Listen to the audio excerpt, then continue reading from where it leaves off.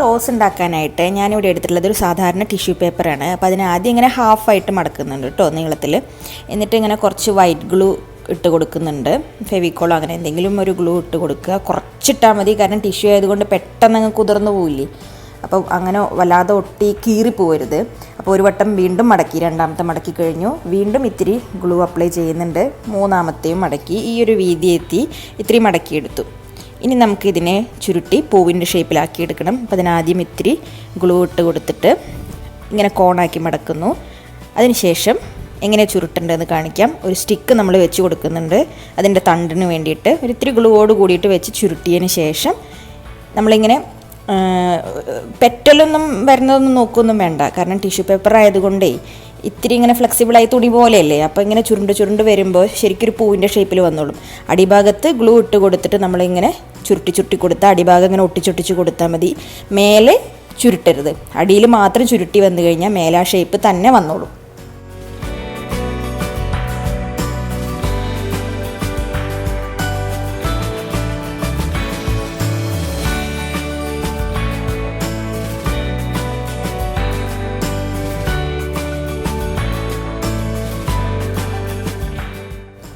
ഇപ്പോൾ ഇതാ ഇത്രയും ചെയ്താൽ പൂവ് റെഡി ആയിട്ടുണ്ട്. അപ്പോൾ അവസാനം നമ്മൾ ഒട്ടിച്ച് കൊടുക്കുക. പിന്നെ മേലെയുള്ള ഒരറ്റം ഇങ്ങനെ നിൽക്കുന്നത് അവിടെയും ഇത്തിരി ഗ്ലൂ ആക്കിയിട്ട് ഇങ്ങനെ ഒട്ടിച്ച് കൊടുക്കുന്നുണ്ട് താഴേക്ക്.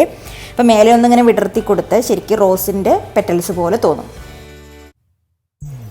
അപ്പോൾ ഇങ്ങനെ കുറച്ച് എണ്ണം ഞാൻ ഉണ്ടാക്കിയെടുത്തിട്ടുണ്ട്. എത്ര എണ്ണം വേണോ അത്ര എണ്ണം നമ്മൾ ഉണ്ടാക്കിയെടുക്കുക. ഇനി നമുക്ക് ആവശ്യമുള്ളത് കാൻഡിലാണ്. അപ്പോൾ ഇതിനെ ഉരുക്കി എടുക്കുന്നുണ്ട് ഞാൻ. നമുക്ക് കളർ വേണമെന്നുണ്ടെങ്കിൽ ക്രയോൺസ് ആഡ് ചെയ്യാം. അപ്പോൾ നമുക്ക് ഇഷ്ടമുള്ള കളറിൽ ചെയ്തെടുക്കാം. ഇപ്പം ഞാനിവിടെ വൈറ്റ് തന്നെയാണ് എടുക്കുന്നത്, അതുകൊണ്ട് കളറൊന്നും ആഡ് ചെയ്തിട്ടില്ല. ഇനി നമ്മൾ ഈ ഫ്ലവറിനെ അതിൽ മുഴുവനായിട്ട് മുക്കിയെടുക്കുക. അത് ഉരുക്കിയിട്ടുണ്ട്, ഞാൻ ചൂടുവെള്ളത്തിലാണ് വെച്ചിരിക്കുന്നത്. മുഴുവനായിട്ടെന്ന് പറഞ്ഞാൽ ടിഷ്യൂ മുഴുവനെ നന്നായിട്ട് കോട്ടാവുന്ന രീതിയിൽ മുക്കിയെടുക്കുന്നുണ്ട്. ഇനി അത് നല്ലതുപോലെ ഡ്രൈ ആവാൻ വേണ്ടിയിട്ട് വെക്കുക. അത് നോക്കി ഡ്രൈ ആയതിന് ശേഷമുള്ളതാണ്, നല്ലോണം ഉണങ്ങിയതിന് ശേഷം നല്ല ഹാർഡായിട്ട് മാറുന്നുണ്ടത്. ഇനി ഞാൻ ലീഫ് ഉണ്ടാക്കാനായിട്ട് എടുത്തിട്ടുള്ളത് ഒരു സാറ്റിൻ റിബണാണ്. നമുക്ക് പേപ്പറോ ക്ലോത്തോ ഗ്രീൻ കളർ പേപ്പറിൽ പെയിൻറ്റ് ചെയ്തിട്ടോ എങ്ങനെ വേണമെങ്കിൽ എടുക്കാം കേട്ടോ ലീഫ് ഉണ്ടാക്കാൻ. അപ്പോൾ ഈ സാറ്റിൻ റിബൺ ഒരു 2 ഇഞ്ച് നീളത്തിലുള്ള കഷ്ണങ്ങൾ എടുത്തിട്ട് അറ്റം നൂല് പോരാതിരിക്കാൻ വേണ്ടിയിട്ടൊന്ന് ജസ്റ്റ് ഒന്ന് ഇങ്ങനെ ഉരുക്കി കൊടുക്കുന്നുണ്ട്. പിന്നെ നമ്മളതിനെ ലീഫിൻ്റെ ഷേപ്പിൽ ചെയ്യാൻ വളരെ ഈസി ആയിട്ട് ചെയ്യാവുന്നതേ ഉള്ളൂ. ഒരു നൂലും സൂചിയും റെഡിയാക്കി വെക്കുക. എന്നിട്ട് ഇതിന് നല്ല വശം ഇങ്ങനെ പുറത്തേക്ക്, ഗ്ലൈസിംഗ് ഉള്ള വശം പുറത്തേക്ക് കാണുന്ന രീതിയിൽ ഇങ്ങനെ മടക്കിയെടുത്തിട്ട് അടിയിൽ നൂല് വെച്ചൊന്ന് തുന്നിയിട്ടൊന്ന് വലിച്ചു കൊടുക്കുക. അപ്പോൾ തനിയെ അത് ലീഫിൻ്റെ ഷേപ്പിൽ വരും. ഇത്രയും ഈസി ആയിട്ട് ലീഫ് ഉണ്ടാക്കാൻ വേറെ വഴിയില്ല എന്ന് എനിക്ക് തോന്നുന്നത്. പൂവായാലും അതെ, വളരെ ഈസി ആയിട്ട് ചെയ്യാവുന്നതേ ഉള്ളൂ.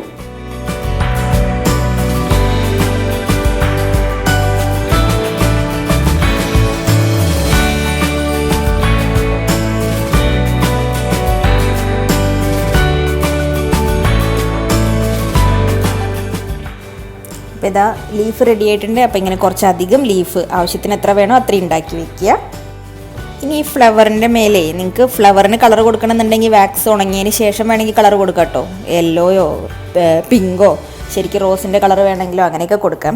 അപ്പോൾ ഞാൻ വൈറ്റ് തന്നെയാണ്, എനിക്ക് വൈറ്റും ഗ്രീനും കോമ്പിനേഷനാണ് എനിക്ക് നല്ല രസം തോന്നിയത്. അപ്പോൾ ഞാൻ അങ്ങനെ തന്നെ വെക്കാനാണ് വിചാരിക്കുന്നത്. അപ്പോൾ ആ ഒരു പൂവിൻ്റെ മേലെ നിൽക്കുന്ന ആ ഒരു സംഭവം ഉണ്ടല്ലോ, അത് ഞാൻ വേറെ ഒന്നും വെച്ച് ഉണ്ടാക്കുന്നില്ല, ജസ്റ്റ് പെയിൻറ്റ് വെച്ചിട്ടൊന്ന് ഇട്ട് കൊടുക്കുകയാണ്. ഇനി നമ്മൾ ലീഫ് അതിൻ്റെ താഴെ വയ്ക്കുമ്പോൾ അതങ്ങനെ വൃത്തികേടായിട്ട് അറിയൊന്നുമില്ല, നന്നായിട്ട് തന്നെ തോന്നുള്ളൂ.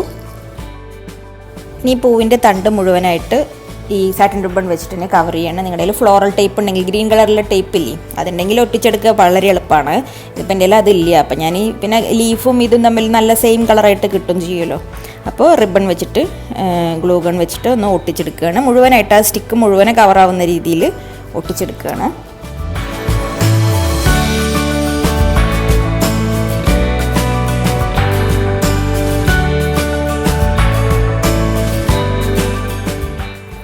ഇനി നമുക്കൊരു പണിയുള്ളൂ. ഇനി ലീഫ് നമുക്ക് ഈ സ്റ്റിക്കിൽ അറേഞ്ച് ചെയ്ത് കൊടുക്കാം. അത് നമുക്ക് ആവശ്യമുള്ള പോലെ വെച്ച് കൊടുക്കാം. ഞാനൊരു 4-5 എണ്ണം വെച്ച് ഓരോ സ്റ്റിക്കിലും ഒട്ടിച്ച് കൊടുക്കുന്നുണ്ട്.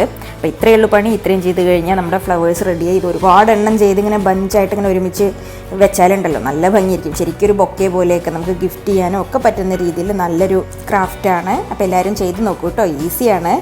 അപ്പോൾ വീഡിയോ ഇഷ്ടപ്പെട്ടു എന്ന് വിചാരിക്കുന്നു. ഇഷ്ടപ്പെട്ടെങ്കിൽ ലൈക്ക് ചെയ്യുക, ഇഷ്ടപ്പെട്ടില്ലെങ്കിൽ ഡിസ്ലൈക്ക് ചെയ്യുക. അഭിപ്രായങ്ങൾ കമൻറ്റ് ചെയ്യുക. ചാനൽ സബ്സ്ക്രൈബ് ചെയ്തിട്ടില്ലെങ്കിൽ സബ്സ്ക്രൈബ് ചെയ്യുക. അപ്പോൾ അടുത്ത വീഡിയോയിൽ വീണ്ടും കാണുന്നവരെ ബൈ.